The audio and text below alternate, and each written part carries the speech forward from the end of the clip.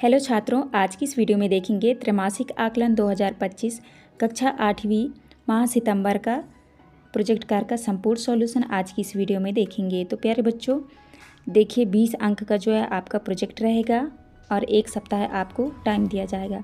तो चलिए आज की इस वीडियो में देखेंगे संस्कृत प्रोजेक्ट कार्य के बारे में। देखिए पहला क्वेश्चन है, संस्कृत में कोई दो सुभाषितानी श्लोक लिखकर उसका अर्थ लिखिए। क्वेश्चन नंबर दूसरे में प्रत्येक के 5-5 नाम संस्कृत में लिखिए। शरीर के अंगों के नाम, फूलों के नाम, फलों के नाम, पशु पक्षियों के नाम। इसके बाद तीसरा क्वेश्चन में छत्तीसगढ़ के बारे में संस्कृत में 10 वाक्य लिखिए। तो चलिए देखते हैं। तो देखिए संस्कृत में 3 क्वेश्चन हैं, 3 में से आपको 2 करने हैं। तो चलिए संस्कृत के जो है आंसर देखते हैं। देखिए क्वेश्चन नंबर पहले में पूछा था संस्कृत में दो सुभाषितानी श्लोक और उनका अर्थ लिखना है आपको। तो आपको श्लोक लिखना है, विद्या ददाति विनयम विनयादयति पात्रताम पात्रत्वात्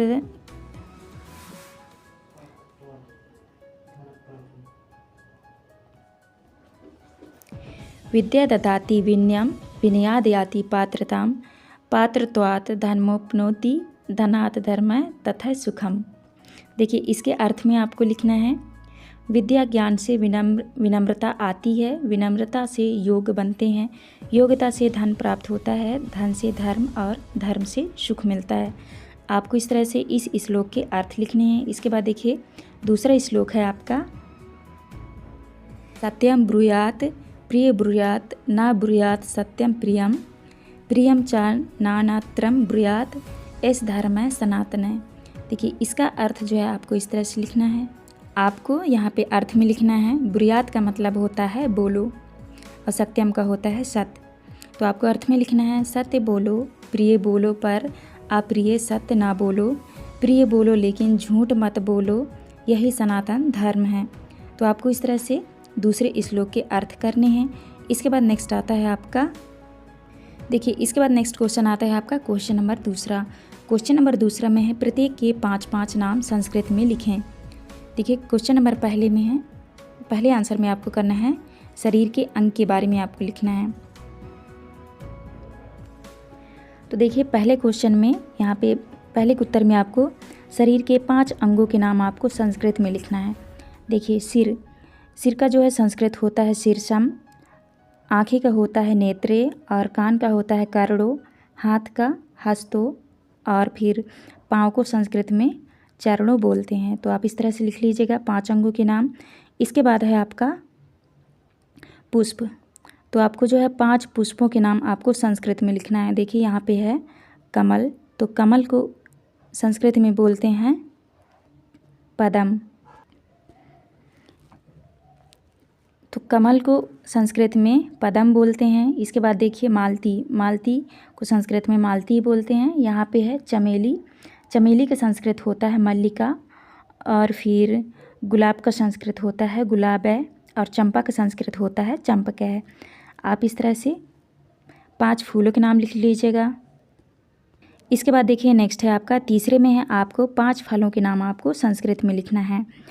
आम को संस्कृत में आम्रह बोलते हैं, केला को केला, और फिर अंगूर द्राक्षा, और यहाँ पे है आपका नारियल को संस्कृत में बोलते हैं नारिकेलम।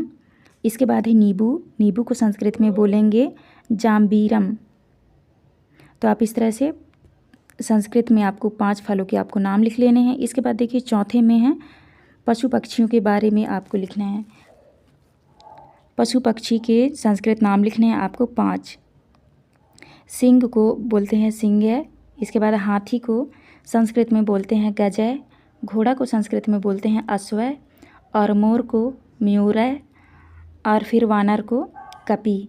तो आप इस तरह से 5 पशु पक्षियों के नाम आपको संस्कृत में लिखने हैं। तो आप इस तरह से देख के कर लीजिएगा। इसके बाद नेक्स्ट क्वेश्चन आता है आपका, देखिए इसके बाद नेक्स्ट क्वेश्चन आता है आपका क्वेश्चन नंबर 3। प्रश्न क्रमांक 3 में है, छत्तीसगढ़ के विषय में संस्कृत में 10 वाक्य लिखिए। तो आपको छत्तीसगढ़ के बारे में आपको 10 वाक्य लिखने हैं संस्कृत में। देखिए पहला पॉइंट है, छत्तीसगढ़ है भारत।